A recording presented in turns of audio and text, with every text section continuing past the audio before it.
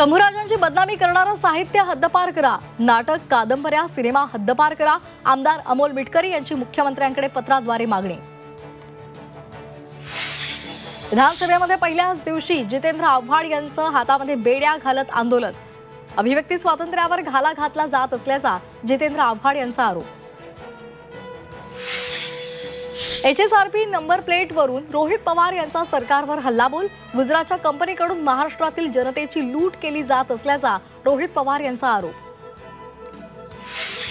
मंत्री धनंजय मुंडे यांच्या राजीनाम्यासंदर्भात 2 दिवसांमध्ये निर्णय होण्याची शक्यता.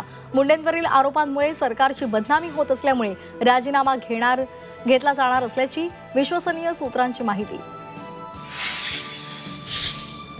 ज्ञानेश्वरी मुंडेंचं उपोषण सुरू. पती महादेव मुंडे यांचा मारेकरी अद्याप न सापडल्यामुळे उपोषणाचा मार्ग पत्करला. उपोषणाला मसाजोग ग्रामस्थांचा पाठिंबा.